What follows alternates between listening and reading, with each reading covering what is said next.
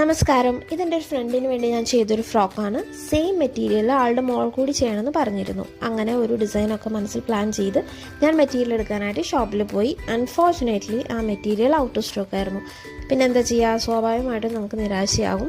പിന്നെ ഏത് കളറിൽ ചെയ്താലും കുഴപ്പമില്ല എന്ന് അവർ പറഞ്ഞിരുന്നു. അങ്ങനെ അവിടെ ഉണ്ടായിരുന്നതിൽ നല്ലതെന്ന് എനിക്ക് തോന്നിയത് ബ്ലാക്കാണ്. അതെടുത്ത് വന്നു. കയ്യിലുണ്ടായിരുന്ന കുറച്ച് നെറ്റ് ഫാബ്രിക്കും സാറ്റണും ഒക്കെ വെച്ചിട്ട് ഞാനൊരു ഡിസൈൻ ചെയ്തെടുത്തു. But the result was amazing. I was quiet impressed with the result. ഒരു പക്ഷേ സെയിം മെറ്റീരിയൽ കിട്ടിയിരുന്നെങ്കിൽ പോലും എനിക്ക് ഇത്ര ഭംഗിയിൽ ചെയ്യാൻ പറ്റില്ലായിരുന്നു. പിന്നെ നമ്മുടെ കുട്ടി കസ്റ്റമറിന് ഒരുപാട് ബൗൺസ് ചെയ്ത് നിൽക്കുന്നതും ലെയേഴ്സ് ഒന്നും ഇഷ്ടമല്ല. അതുകൊണ്ടാണ് സിംഗിൾ ലെയറിൽ ചെയ്തത്.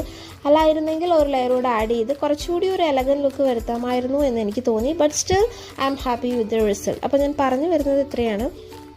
ഇൻ കേസ് നമ്മൾ എന്തെങ്കിലും വിചാരിച്ചിട്ട് ആഗ്രഹിച്ചിട്ട് അതുപോലെ നടന്നില്ല എന്നുണ്ടെങ്കിലും never get disappointed, because it will